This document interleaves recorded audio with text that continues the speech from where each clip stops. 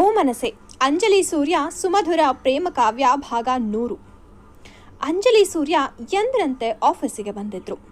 ಅಂಜಲಿ 2ನೇ ದಿನವಾಗಿದ್ದರಿಂದ ಆರಾಮಾಗಿ ಕೆಲಸ ಮಾಡ್ತಾ ಇದ್ಲು. ಅದಕ್ಕೆ ಅರವಿಂದ್ ಪ್ರೋತ್ಸಾಹ ಚೆನ್ನಾಗಿನೇ ಇತ್ತು. ಅವನಿಗೆ ಗೊತ್ತಿರೋ ಎಲ್ಲ ಆಫೀಸ್ ಒಳ ಮತ್ತು ಹೊರಗಿನ ವಿಷಯಗಳನ್ನು ಸಾಧ್ಯವಾದಷ್ಟರ ಮಟ್ಟಿಗೆ ಅಂಜಲಿಗೆ ಹೇಳ್ಕೊಡುವ ಪ್ರಯತ್ನ ಮಾಡ್ತಾ ಇದ್ದ. ಅಂಜಲಿ ಕೂಡ ಅಷ್ಟೇ ಆಸಕ್ತಿಯಿಂದ ಎಲ್ಲವನ್ನು ಕಲಿತಾ ಇದ್ಲು. ಅವಳ ಇಂಟ್ರೆಸ್ಟ್ ನೋಡಿದ ಅರವಿಂದ್ ಬಾಸ್ಗೆ ಅಂಜಲಿ ಒಳ್ಳೆ ಜೋಡಿ ಅಂತ ಮನಸ್ಸಲ್ಲೇ ಅಂದುಕೊಳ್ತಾ ಇದ್ದ.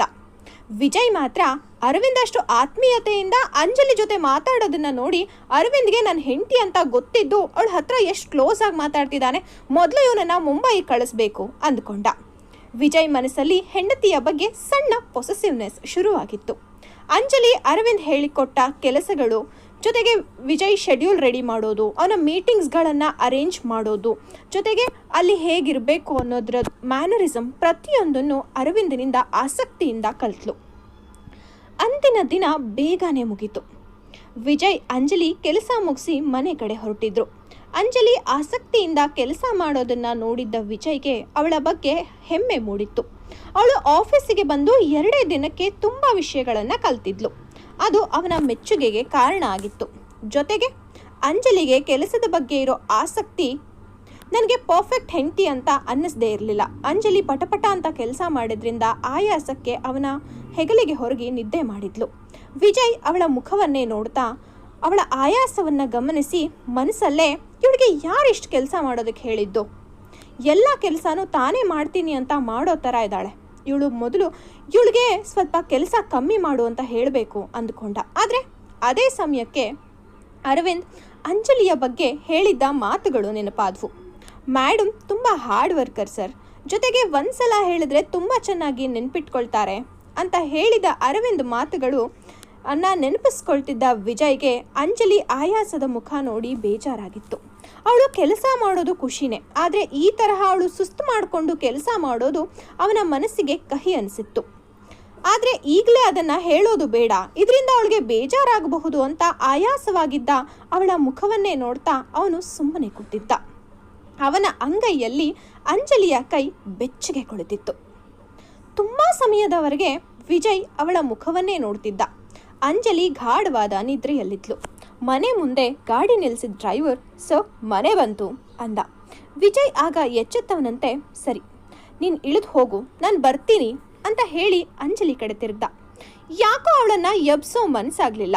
ಹಾಗಂತ ಎತ್ಕೊಂಡು ಹೋಗೋದಕ್ಕೂ ಆಗ್ತಾ ಇರಲಿಲ್ಲ. ಯಾಕಂದರೆ ಗಾರ್ಡನ್ನಲ್ಲಿ ಅಲ್ಲಲ್ಲಿ ಕೆಲಸದವರಿದ್ರು, ಜೊತೆಗೆ ಮಾಮ್ ಡ್ಯಾಡ್ ಇರ್ತಾರೆ ಅಂತ ಒಲ್ಲದ ಮನಸ್ಸಿನಿಂದಾನೇ ಅಂಜಲಿನ ಎಬ್ಬಿಸ್ದ. ಅಂಜಲಿ ನಿಧಾನಕ್ಕೆ ಕಣ್ಣು ಬಿಟ್ಲು. ಅವಳ ಮುಂದೆ ವಿಜಯ್ ಮುಖ ತೀರಾ ಹತ್ತಿರದಲ್ಲಿ ಕಂಡಿತ್ತು. ಹಾಗೆ ನೋಡಿದ್ದೆ ಅವಳ ಕದಪುಗಳು ಕೆಂಪೇರಿದ್ವು. ಮನೆ ಬಂತು ಅಂಜು ಅಂತ ಪ್ರೀತಿಯಿಂದ ಕರೆದ. ಆಗ ಅಂಜಲಿ ಸಾರಿ ತುಂಬ ನಿದ್ದೆ ಬಂದ್ಬಿಡ್ತು ಅಂದ್ಲು. ಪರವಾಗಿಲ್ಲ, ನೀನು ನಿದ್ದೆ ಮಾಡ್ತಿದ್ಯಾ ಅಂತ ನಾನು ಡಿಸ್ಟರ್ಬ್ ಮಾಡಲಿಲ್ಲ. ಸರಿ ಬಾ ಒಳಗಡೆ ಹೋಗೋಣ, ಆಲ್ರೆಡಿ ಕಾರ್ ಮನೆ ಮುಂದೆ ಬಂದು ನಿಂತು 10 ನಿಮಿಷ ಕಳೀತು, ನಾವಿನ್ನೂ ಒಳಗಡೆ ಹೋಗಿಲ್ಲ ಅಂದರೆ ಎಲ್ಲರೂ ನಮ್ಮಿಬ್ಬರ ಬಗ್ಗೆ ತಪ್ಪು ತಿಳ್ಕೊಳ್ತಾರೆ ಅಂದ ಅವಳನ್ನು ಛೇಡಿಸೋ ಥರ. ಅವನ ಮಾತಿನ ಒಳ ಅರ್ಥ ಆಗ್ತಿದ್ದ ಹಾಗೆ ಅವನ ಕೈಗೆ ಪಿಂಚ್ ಮಾಡಿ ಕಾರ್ ಡೋರ್ ತೆಗೆದು ಅಲ್ಲಿಂದ ಒಳಗಡೆ ಓಡೋ ಹಾಗೆ ಹೊರಟು ಹೋದ್ಲು ಅಂಜು. ಅದನ್ನು ನೋಡಿದ ವಿಜಯ್ ಮನಸಾರೆ ನಕ್ಕಿದ್ದ. ಅವನಿಗೆ ಅವಳ ಚೈಲ್ಡಿಶ್ ಬಿಹೇವಿಯರ್ ತುಂಬಾ ಹಿಡಿಸಿತ್ತು. ಅವಳು ಹೋಗೋ ಕಡೆನೇ ನೋಡ್ತಾ ಹೆಂಡತಿ ಎಷ್ಟು ಮುದ್ದು ನೀನು, ಯಾವಾಗಲೂ ಹೀಗೆ ಖುಷಿಯಾಗಿರಬೇಕು ಅಂದ್ಕೊಂಡ. ಅಂಜಲಿ ಖುಷಿಯಿಂದ ಒಳಗಡೆ ಓಡ್ಕೊಂಡು ಬಂದಿದ್ದನ್ನು ನೋಡಿದ ಮನೆಯವರಿಗೆ ಅವಳನ್ನು ಹಾಗೆ ನೋಡಿದ್ದೇ ಖುಷಿಯಾಗಿತ್ತು. ಶರ್ಮಿಳಾ ಅವಳಿಗೆ ಅಂಜಲಿ ಏನಿವತ್ತು ಇಷ್ಟು ಖುಷಿಯಾಗಿದೆಯಾ ಅಂತ ಕೇಳಿದ್ರು. ಏನಿಲ್ಲ ಅಮ್ಮ, ಹಾಗೆ ಸುಮ್ಮನೆ ಅಂತ ಹೇಳಿ ಫ್ರೆಶ್ ಅಪ್ ಆಗಿ ಬರ್ತೀನಿ ಅಂತ ಅಲ್ಲಿ ನಿಲ್ಲದೆ ರೂಮಿಗೆ ಹೋದ್ಲು. ಅವಳು ಹೋದ ದಾರಿನೇ ನೋಡ್ತಾ ಶರ್ಮಿಳಾ ನನ್ನ ಮಗ ಏನೋ ತರಲೆ ಮಾಡಿರಬೇಕು ಅಂದುಕೊಂಡು ಬಾಗಿಲ ಕಡೆ ತಿರುಗಿದ್ರೆ ಅಲ್ಲಿ ಮಗ ಕೂಡ ತುಂಬಾ ಖುಷಿಯಾಗಿ ಬರ್ತಿದ್ದ. ಅದನ್ನು ನೋಡಿದ ಶರ್ಮಿಳಾ ಅವ್ರಿಗೆ ತಾವು ಅಂದ್ಕೊಂಡಿದ್ದು ನಿಜ ಅಂತ ಅರ್ಥಕೊಳ್ಳೋದಕ್ಕೆ ತುಂಬ ಸಮಯ ಬೇಕಾಗಲಿಲ್ಲ. ಅವರಿಬ್ಬರೂ ಹಾಗೆ ಸಂತೋಷವಾಗಿ ಮನೆ ಒಳಗಡೆ ಬಂದಿದ್ದು ಆ ತಾಯಿ ಹೃದಯಕ್ಕೆ ಅದೆಷ್ಟೋ ನೆಮ್ಮದಿ ಅನಿಸಿತ್ತು. ವಿಜಯ್ ಕೂಡ ತಾಯಿಯನ್ನು ಮಾತಾಡಿಸಿ ಫ್ರೆಶ್ ಅಪ್ ಆಗಿ ಬರ್ತೀನಿ ಅವತ್ತಿನ ದಿನದ ಬಗ್ಗೆ ಮಾತಾಡ್ತಾ ಊಟ ಮುಗಿಸಿದ್ರು. ಅದೇ ರೀತಿ ಇನ್ನೊಂದು ದಿನ ಕಳೆದು ಹೋಯಿತು. ಬೆಳಕರೆದ್ರೆ ಅಂಜಲಿಯ ಹುಟ್ಟಿದ ಹಬ್ಬ. ವಿಜಯ್ ಅವಳಿಗಾಗಿ ಒಂದು ಬ್ಯೂಟಿಫುಲ್ ಸ್ಯಾರಿನ ತರಿಸಿದ್ದ. ಆದರೆ ಅದನ್ನು ಅವಳಿಗೆ ಹೇಳಿರಲಿಲ್ಲ. ಜೊತೆಗೆ ಅದಕ್ಕೆ ಒಪ್ಪುವಂಥ ಆಕ್ಸೆಸರೀಸ್ ಕೂಡ ತರಿಸಿದ್ದ. ಯಾಕಂದರೆ ಅವತ್ತಿನ ದಿನ ಅವನ ಜೀವನದ ಅದ್ಭುತ ದಿನ ಆಗಬೇಕು ಅನ್ನೋದು ಅವನ ಯೋಚನೆ ಆಗಿತ್ತು. ಕೆಲಸ ಮುಗಿಸಿ ಮನೆಗೆ ಬಂದಿದ್ದ ಅಂಜಲಿಗೆ ನಾಳೆ ತನ್ನ ಹುಟ್ಟಿದ ದಿನ ಅನ್ನೋದು ಕೂಡ ಮರೆತು ಹೋಗಿತ್ತು. ಅವಳನ್ನು ಹೊರತಾಗಿ ಮಿಕ್ಕವರೆಲ್ಲರಿಗೂ ಅವಳ ಬರ್ತ್ಡೇ ನೆನಪಿತ್ತು. ಸಿರಿ ಕೂಡ ಹಿಂದಿನ ರಾತ್ರಿ ಅವಳ ಮನೆಯಲ್ಲೇ ಉಳ್ಕೊಂಡಿದ್ಲು. ಆದರೆ ಅದು ಅವಳಿಗೆ ಗೊತ್ತಿರಲಿಲ್ಲ ಅಷ್ಟೆ. ಎಲ್ಲರೂ ಊಟ ಮುಗಿಸಿ ತಮ್ಮ ತಮ್ಮ ರೂಮ್ ಸೇರಿದ್ರು. ವಿಜಯ್ ಸರಿಯಾಗಿ ಸಮಯ 12 ಗಂಟೆಗೆ ತನ್ನ ಮಡದಿಯ ಹಣೆಗೆ ಬೆಚ್ಚನೆಯ ಮುತ್ತಿಟ್ಟು ಹ್ಯಾಪಿ ಬರ್ಡೇ ಮೈ ಲವ್ ಅಂತ ವಿಶ್ ಮಾಡಿ ಅಂಜು ಅಂತ ಪ್ರೀತಿಯಿಂದ ಕರೆದ. ಅಂಜಲಿ ಮಲಗಿ ಸ್ವಲ್ಪ ಹೊತ್ತಷ್ಟೇ ಆಗಿದ್ದರಿಂದ ಅವಳಿಗೆ ಬೇಗನೆ ಎಚ್ಚರ ಆಯಿತು.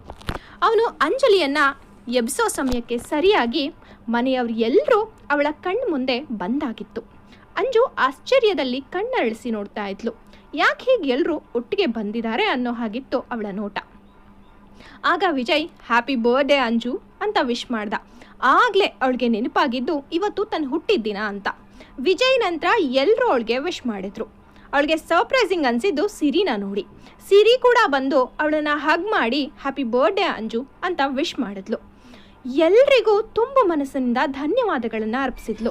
ವಿಜಯ್ ಅವಳ ಖುಷಿಯನ್ನು ನೋಡಿ ಈ ಖುಷಿಗೋಸ್ಕರ ತಾನು ಏನು ಬೇಕಾದರೂ ಮಾಡಬಹುದು ಅಂತ ಅವಳಿಗೆ ಅನಿಸಿತ್ತು. ನಂತರ ವಿಜಯ್ ಅವಳನ್ನು ಕೆಳಗಡೆ ಕರ್ಕೊಂಡು ಬಂದ. ಎಲ್ಲರೂ ಕೆಳಗಡೆ ಬಂದರು. ಅವಳಿಗೆ ಇನ್ನೊಂದು ಸರ್ಪ್ರೈಸ್ ಕಾದಿತ್ತು. ಅಲ್ಲೊಂದು ಜಾಗದಲ್ಲಿ ಅವಳ ಬರ್ತ್ಡೇಗೋಸ್ಕರ ಡೆಕೋರೇಟ್ ಮಾಡಲಾಗಿತ್ತು. ಟೇಬಲ್ ಮೇಲೆ ಒಂದು ಪುಟ್ಟದಾದ ಕೇಕ್ ಇತ್ತು. ಅದನ್ನು ನೋಡಿ ಅವಳಿಗೆ ತುಂಬಾ ಖುಷಿಯಾಗಿತ್ತು. ಶರ್ಮಿಳಾ ಅಂಜಲಿಗೆ, ಅಂಜಲಿ ಹೀಗೆ ನೋಡ್ತಾ ಇರ್ತೀಯಾ ಅಥವಾ ಕೇಕ್ ಕಟ್ ಮಾಡ್ತೀಯಾ ಅಂತ ರೇಗಿಸಿದ್ರು. ಹಾಂ ಅಮ್ಮ ಮಾಡ್ತೀನಿ ಅಂತ ಹೇಳಿ ಅಂಜಲಿ ಕೇಕ್ ಕಟ್ ಮಾಡಿದ್ಲು. ಮೊದಲು ವಿಜಯ್ಗೆ ತಿನ್ನಿಸಿದ್ಲು. ನಂತರ ಸೂರ್ಯವರ್ಧನ್ ಮುಂದೆ ಕೇಕ್ ಹಿಡಿದ್ಲು. ಸೂರ್ಯವರ್ಧನ್ ಕೇಕ್ ತಿಂದು ಅವಳಿಗೂ ತಿನ್ನಿಸಿ 100 ವರ್ಷ ಸುಖವಾಗಿ ಬಾಳು ಅಂತ ಆಶೀರ್ವಾದ ಮಾಡಿದ್ರು. ಹಾಗೆ ಪುಟ್ಟ ಬಾಕ್ಸ್ ಅವಳ ಕೈಲಿಟ್ರು. ಶರ್ಮಿಳಾ ಕೂಡ ಅವಳಿಗೆ ಕೇಕ್ ತಿನ್ನಿಸಿ ಗಿಫ್ಟ್ ಕೊಟ್ಟರು. ಅವಳಿಗೆ ವಿಶ್ ಮಾಡಿದ ಎಲ್ಲರದು ಆದ ಮೇಲೆ ಸಿರಿ ಮತ್ತೊಮ್ಮೆ ಗೆಳತಿಗೆ ವಿಶ್ ಮಾಡಿ ಗಿಫ್ಟ್ ಕೊಟ್ಲು. ಅವರೆಲ್ಲರ ಪ್ರೀತಿಯನ್ನು ನೋಡಿದ ಅಂಜಲಿಯ ಕಣ್ಣುಗಳು ತುಂಬಿದ್ವು. ಅದನ್ನು ಗಮನಿಸಿದ ವಿಜಯ್ ಬರ್ತ್ಡೇ ದಿನ ಅಳಬಾರ್ದು ಅಂತ ಹೇಳಿ ಅವಳ ಕಣ್ಣನ್ನು ಒರೆಸ್ದ. ಆಗ ಅಜಯ್, ಬ್ರೋ ನಾವೆಲ್ಲರೂ ಅತ್ತಿಗೆಗೆ ಗಿಫ್ಟ್ ಕೊಟ್ವಿ, ಆದರೆ ನೀನಿನ್ನೂ ಏನೂ ಕೊಟ್ಟಿಲ್ಲ ಅಂತ ಅವನನ್ನು ರೇಗಿಸ್ದ. ಆಗ ವಿಜಯ್, ನನ್ನ ಹೆಂಡತಿಗೆ ಏನು ಗಿಫ್ಟ್ ಕೊಡಬೇಕು ಅಂತ ನನಗೆ ಚೆನ್ನಾಗಿ ಗೊತ್ತು, ನೀನು ಹೇಳೋದು ಬೇಕಿಲ್ಲ, ಹೋಗಿ ಮಲಗು ಅಂದ.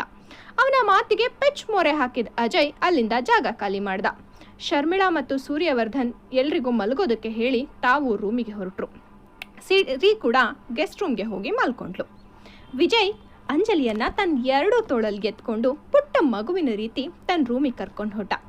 ಅವಳಿಗೆ ಯಾರಾದರೂ ನೋಡಿದ್ರೆ ಅನ್ನೋ ಭಯ, ಆದರೆ ಯಾರೂ ಅವ್ರಿಗೆ ಡಿಸ್ಟರ್ಬ್ ಮಾಡಲಿಲ್ಲ. ಅಂಜಲಿ ತುಂಬಾ ಖುಷಿಯಾಗಿದ್ಲು. ಅದೆಷ್ಟೋ ದಿನಗಳ ನಂತರ ಈ ರೀತಿಯ ಪ್ರೀತಿ ತುಂಬಿದ ಜನರ ಮಧ್ಯ ಅವಳು ಹುಟ್ಟುಹಬ್ಬದ ಆಚರಣೆ ಆಗಿತ್ತು. ವಿಜಯ್ ಅವಳನ್ನು ಇಳಿಸಿ ಹ್ಯಾಪಿನಾ ಅಂತ ಕೇಳ್ದ. ಅಂಜಲಿ ಅವನನ್ನು ಗಟ್ಟಿಯಾಗಿ ಅಪ್ಕೊಂಡು ನನಗೆ ತುಂಬಾ ಖುಷಿ ಆಗ್ತಿದೆ ಅಂತ ಹೇಳಿದ್ಲು. ವಿಜಯ್ ಎನಿಥಿಂಗ್ ಫಾರ್ ಯು, ಯಾವಾಗಲೂ ಖುಷಿಯಾಗಿರು ಅಂತ ಹೇಳಿ ಮತ್ತೊಮ್ಮೆ ಅವಳಿಗೆ ವಿಶ್ ಮಾಡ್ದ. ನಿದ್ದೆ ಬರ್ತಿದ್ಯಾ ಅಂತ ಕೇಳ್ದ. ಆಗ ಅಂಜಲಿ, ನಿಜ ಹೇಳ, ನಂಗೆ ನಿಜವಾಗ್ಲೂ ನಿದ್ದೆ ಬರ್ತಿಲ್ಲ, ನಿಮ್ಮ ಜೊತೆ ಸ್ವಲ್ಪ ಹೊತ್ತು ಹೀಗೆ ಕೂತು ಮಾತಾಡಬೇಕು ಅನ್ನಿಸ್ತಿದೆ ಅಂದ್ಲು. ವಿಜಯ್ ಅವಳನ್ನು ಬಾಲ್ಕನಿಗೆ ಕರ್ಕೊಂಡು ಹೋಗಿ ಉಯ್ಯಾಲೆ ಮೇಲೆ ಕೂತು ಅವಳನ್ನು ಮಡ್ಲಲ್ಲಿ ಕೂರಿಸ್ಕೊಂಡು ಸ್ವಲ್ಪ ಹೊತ್ತು ಹಾಗೆ ಹೀಗೆ ಮಾತಾಡ್ತಾ ಇದ್ದ. ಸುಮಾರು ಅರ್ಧ ಮುಕ್ಕಾಲು ಗಂಟೆ ಆದಮೇಲೆ ಅಂಜಲಿಗೆ ನಿಧಾನಕ್ಕೆ ನಿದ್ದೆ ಹತ್ತಲಿಕ್ಕೆ ಶುರುವಾಯಿತು. ಅವಳನ್ನು ಹಾಗೆ ಎತ್ಕೊಂಡು ಬಂದು ಬೆಡ್ ಮೇಲೆ ಮಲಗಿಸಿ ತಾನು ಅವಳ ಪಕ್ಕ ಅಡ್ಡಾದ. ಅವರಿಬ್ಬರ ಪಾಲಿಗೆ ಮತ್ತೊಂದು ಸುಂದರವಾದ ಮುಂಜಾವು ಶುರುವಾಗಿತ್ತು. ಅಂಜಲಿ ಬೆಳಿಗ್ಗೆ ಬೇಗನೆ ಎದ್ದು ಒಂದು ಸುಂದರವಾದ ಸೀರೆ ಉಟ್ಟು ಅದಕ್ಕೆ ಲೈಟಾಗಿ ಒಪ್ಪುವಂತಹ ಮೇಕಪ್ ಮಾಡಿಕೊಂಡು ಕೆಳಗಡೆ ಬಂತು. ಪೂಜೆ ಮುಗಿಸಿ ಕಾಫಿ ಕುಡಿತಾ ಕೂತಿದ್ಲು. ಎಲ್ಲರೂ ಅದೇ ಸಮಯಕ್ಕೆ ಹಾಲಲ್ಲಿ ಸೇರಿದ್ರಿಂದ ಎಲ್ರಿಗೂ ವಿಶ್ ಮಾಡಿ ಅವರ ಕಡೆಯಿಂದ ಮತ್ತೊಮ್ಮೆ ಬರ್ಡೇ ವಿಶಸ್ನ ಕೂಡ ಪಡ್ಕೊಂಡು ಎಲ್ರಿಗೂ ಕಾಫಿ ಕೊಟ್ಲು.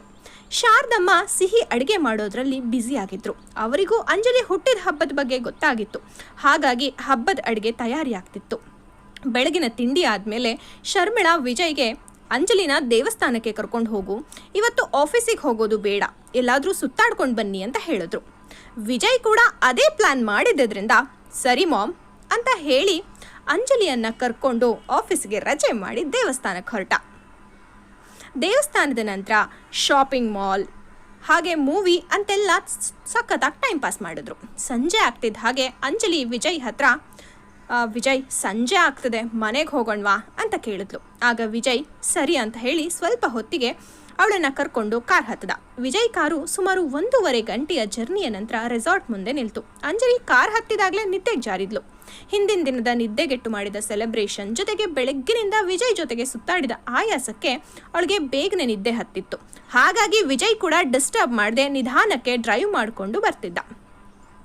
ರೆಸಾರ್ಟ್ ಮುಂದಕ್ಕೆ ಬಂದಿದ್ದ. ಅಲ್ಲಿ ಅವಳಿಗೆ ಒಂದು ಅದ್ಭುತವಾದ ಸರ್ಪ್ರೈಸ್ ಪ್ಲಾನ್ ಮಾಡಿದ್ದ. ರೆಸಾರ್ಟಿಗೆ ಬಂದ ಮೇಲೆ ಕಾರ್ ನಿಲ್ಸಿದ ತಕ್ಷಣ ಅಂಜಲಿಗೆ ಎಚ್ಚರಿಕೆ ಆಯಿತು. ಅವಳು ಎದ್ದಿದ್ದನ್ನು ನೋಡಿ ವಿಜಯ್, ಹೋ ನಿನಗೆ ಎಚ್ಚರ ಆಯ್ತಾ, ವೆರಿ ಗುಡ್ ಹೆಂಡತಿ ಅಂತ ಹೇಳಿ ಕಾರಿಂದ ಕೆಳಗಡೆ ಇಳ್ದ. ಅಂಜಲಿ ಅದು ಮನೆ ಅಲ್ಲ ಅಂತ ಗೊತ್ತಾಗಿ ವಿಜಯ್ ಕಡೆಗೆ ನೋಡ್ತಿದ್ಲು. ಆಗ ವಿಜಯ್, ಇದು ಮನೆ ಅಲ್ಲ, ರೆಸಾರ್ಟು.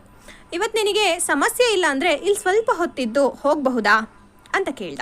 ಆಗ ಅಂಜಲಿ ಏನು ಹೇಳಬೇಕು ಅಂತ ಹೇಳಿ ತಿಳಿದೆ ಏನು ಸಮಸ್ಯೆ ಇಲ್ಲ ಅನ್ನೋ ಥರ ಅಡ್ಡಡ್ಡಕ್ಕೆ ತಲೆ ಆಡಿಸಿದ್ಲು. ಆದರೆ ಮನಸ್ಸಲ್ಲಿ ಮಾತ್ರ ಸುಮಾರೊಂದಷ್ಟು ಪ್ರಶ್ನೆಗಳಿದ್ವು. ವಿಜಯ್ ಆ ಪ್ರಶ್ನೆಗಳನ್ನು ಅರ್ಥ ಮಾಡಿಕೊಂಡ್ರು, ಅದಕ್ಕೆ ಉತ್ತರ ಗೊತ್ತಿದ್ರು ಅವಳಿಗೆ ಉತ್ತರ ಕೊಡೋದಕ್ಕೆ ಹೋಗದೆ ಅವಳನ್ನು ಕರ್ಕೊಂಡು ರೆಸಾರ್ಟ್ ಒಳಗಡೆ ಹೊರಟ. ಅಲ್ಲಿ ರೂಮ್ ಕೀ ತಗೊಂಡು ರೂಮಿಗೆ ಹೊರಟ.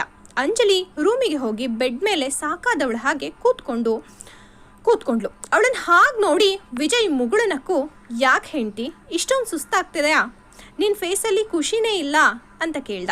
ಆಗ ಅಂಜಲಿ, ಅಯ್ಯೋ ಹಾಗೇನೂ ಇಲ್ಲ, ಇವತ್ತು ಬೆಳಗ್ಗಿನಿಂದ ಬರೀ ಓಡಾಟನೇ ಆಗಿದೆ ಅಲ್ವಾ, ಅದಕ್ಕೆ ಸ್ವಲ್ಪ ಸುಸ್ತು ಅಂದ್ಲು. ಸರಿ ಹಾಗಾದರೆ ಬೇಗ ಫ್ರೆಶ್ ಅಪ್ ಆಗು, ಇಲ್ಲಿ ಬಟ್ಟೆ ಇಟ್ಟಿದ್ದೀನಿ, ಸ್ನಾನ ಮಾಡಿ ಫ್ರೆಶ್ ಆಗಿ ಈ ಬಟ್ಟೆ ಹಾಕೋ ಅಂತ ಹೇಳಿ ಅವಳ ಕೈಗೊಂದು ಕವರ್ ಇಟ್ಟು ತಾನು ಹೊರಗಡೆ ಹೊರಟ.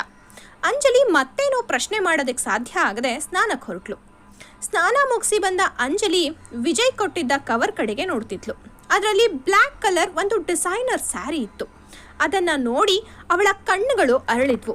ಇಷ್ಟೊಳ್ಳೆ ಟೇಸ್ಟ್ ವಿಜಯ್ಗೆ ಇರಬಹುದು ಅನ್ನೋ ಆಲೋಚನೆ ಕೂಡ ಅವಳಿಗೆ ಇರಲಿಲ್ಲ. ನೆಟ್ಟೆಡ್ ಬ್ಲ್ಯಾಕ್ ಸ್ಯಾರಿಗೆ ವೈಟ್ ಸ್ಟೋನ್ ಇತ್ತು. ಅದಕ್ಕೆ ಒಪ್ಪುವ ಬ್ಲೌಸ್ ಅದರೊಳಗಡೆಗೇನೆ ಇತ್ತು. ಅದ್ರ ಜೊತೆಗೆ ಅಂಜಲಿ ಸೀರೆ ಉಟ್ಟು ರೆಡಿ ಆದ್ಲು. ಅದಕ್ಕೆ ಒಪ್ಪುವಂತಹ ಡೈಮಂಡ್ ನೆಕ್ಲೆಸ್, ಇಯರಿಂಗ್ಸ್, ಬ್ಯಾಂಗಲ್ಸ್, ಪ್ರತಿಯೊಂದು ಆಕ್ಸೆಸರೀಸ್ ಅಲ್ಲಿತ್ತು. ಅಂಜಲಿ ಪ್ರತಿಯೊಂದನ್ನು ಸೂಕ್ಷ್ಮವಾಗಿ ಗಮನಿಸಿ ಅದೆಲ್ಲವೂ ವಿಜಯ್ ತನಗಾಗಿ ತಂದಿರೋದು ಅಂತ ಪ್ರೀತಿಯಿಂದ ಅವುಗಳನ್ನ ಹಾಕ್ಕೊಂಡು ಫ್ರೀ ಹೇರ್ಸ್ ಬಿಟ್ಟು ಮೇಕಪ್ ಮಾಡಿಕೊಂಡ್ಲು. ಹಾಗೆ ತನ್ನನ್ನು ತಾನು ಕನ್ನಡಿನಲ್ಲೊಮ್ಮೆ ನೋಡಿಕೊಂಡ್ರೆ ಅವಳಿಗೆ ಅದು ತಾನೇನಾ ಅಂತ ನಂಬೋದಕ್ಕೆ ಆಗದೆ ಇರೋ ಥರ ಕಾಣಿಸ್ತಾ ಇದ್ಲು. ರೆಡಿಯಾಗಿ 5 ನಿಮಿಷ ಆದರೂ ವಿಜಯ್ ಬರದೇ ಇದ್ದಾಗ ಸಹಜವಾಗಿ ಅವಳಿಗೆ ಭಯ ಇತ್ತು. ಆದರೆ ಅವಳ ನಂಬರ್ಗೆ ಮೆಸೇಜ್ ಬಂತು, ಕಮ್ ಔಟ್ ಸೈಡ್ ಅಂತ. ಅದನ್ನು ನೋಡಿ ಅದು ವಿಜಯ್ ಮಾಡಿರೋ ಮೆಸೇಜ್ ಅಂದ್ಕೊಂಡು ರೂಮಿಂದ ಹೊರಗಡೆ ಹೊರಟಳು. ಹೊರಗೆ ಹೊರಟವಳಿಗೆ ಕಗ್ಗತ್ತಲು ಅವಳನ್ನು ವೆಲ್ಕಮ್ ಮಾಡ್ತಿದೆ ಅಂತ ಅನ್ನಿಸ್ತಿತ್ತು. ಯಾಕಂದರೆ ಇಡೀ ರೆಸಾರ್ಟ್ ಕಂಪ್ಲೀಟ್ ಕತ್ಲಾಗಿತ್ತು. ಅದನ್ನು ನೋಡಿ ಒಂದು ಕ್ಷಣ ಅಂಜಲಿಗೆ ಭಯ ಆಗಿದ್ದಂತೂ ಸುಳ್ಳಲ್ಲ. ಆದರೂ ತನ್ನನ್ನು ತಾನು ಸಾವರಿಸ್ಕೊಂಡು ನೋಡಿದ್ಲು. ಅವಳ ಕಾಲಿಟ್ಟ ನಿಮಿಷಗಳ ನಂತರ ಒಂದು ಸುಂದರವಾದ ಹಾದಿ ಸೃಷ್ಟಿಯಾಗಿತ್ತು. ಅವಳು ಕಾಲಿಟ್ಟಲ್ಲೆಲ್ಲ ದೀಪ ಬೆಳಗೋದಕ್ಕೆ ಶುರುವಾಗಿತ್ತು. ಅವಳು ಒಂದು ಹೆಜ್ಜೆ ಮುಂದೆ ಇಟ್ಟಿದ್ದ ಹಾಗೆ ಅಲ್ಲಿ ಲೈಟ್ಸ್ ಆನ್ ಆಗಿತ್ತು. ಗುಲಾಬಿ ಹೂವಿನ ಹಾದಿ ಅವಳಿಗೋಸ್ಕರ ಕಾಯ್ತಾ ಇತ್ತು. ವಿಜಯ್ ತನಗಾಗಿ ಇದನ್ನು ಮಾಡಿರೋದು ಅಂತ ಅರ್ಥ ಮಾಡಿಕೊಳ್ಳೋದಕ್ಕೆ ಅವಳಿಗೆ ತುಂಬ ಸಮಯ ಹಿಡಿಲಿಲ್ಲ. ಹಾಗೆ ಹೂವಿನ ಹಾದಿ ಎಲ್ಲೆಲ್ಲಿದೆಯೋ ಅಲ್ಲಿ ನಡ್ಕೊಂಡು ಹೊರಟ್ಲು. ಜೊತೆಗೆ ಅಕ್ಕಪಕ್ಕದಲ್ಲಿ ಎಲ್ಲ ಸುಂದರವಾದ ಪೇಂಟಿಂಗ್ಸ್ ಇತ್ತು. ಅದನ್ನು ನೋಡಿ ಅವಳ ಮನಸ್ಸು ತುಂಬಿತ್ತು. ಯಾಕಂದರೆ ಅಂಜಲಿಗೆ ಪೇಂಟಿಂಗ್ಸ್ ಅಂದರೆ ತುಂಬಾ ಇಷ್ಟ. ನೇಚರ್ನ ಅವಳು ತುಂಬಾ ಪ್ರೀತಿಸ್ತಾ ಇದ್ಲು. ಅದೆಲ್ಲವನ್ನ ನೋಡಿದಂತಹ ಅವಳಿಗೆ ಆಕಾಶದಲ್ಲಿ ತಾನು ತೇಲ್ತಾ ಇದ್ದೀನಿ ಅಂತ ಅನ್ನಿಸ್ತಾ ಇತ್ತು. ಸ್ವಲ್ಪ ದೂರದಲ್ಲಿ ಮಿಂಚು ಹುಳುಗಳು ಹಾರಾಡ್ತಾ ಇದ್ವು. ಅಂಜಲಿಗೆ ಮಿಂಚು ಹುಳು ತುಂಬಾ ಇಷ್ಟ ಅಂತ ಸಿರಿ ಹೇಳಿದ್ರಿಂದ ಅವುಗಳನ್ನು ಕಣ್ಮುಂದೆ ತರೋ ಹಾಗೆ ಮಾಡಿದ್ದ. ಅದರ ಜೊತೆಗೆ ದೊಡ್ಡ ದೊಡ್ಡ ಕ್ರ್ಯಾಕರ್ಸ್ ಸೌಂಡ್ ಮಾಡ್ತಿತ್ತು. ಇಡೀ ರೆಸಾರ್ಟಲ್ಲಿ ಬೆಳಕಿನ ಚಿತ್ತಾರ ಮೂಡಿಸಿದ್ದ ವಿಜಯ್. ಹಾಗೆ ಮಲ್ಲಿಗೆಯ ಕಂಪು ಹರಡಿತ್ತು. ಅಂಜಲಿಗೆ ಮಲ್ಲಿಗೆಯ ಹೂವು ಅದರ ಸುವಾಸನೆ ಅಂದರೆ ತುಂಬಾ ಇಷ್ಟ.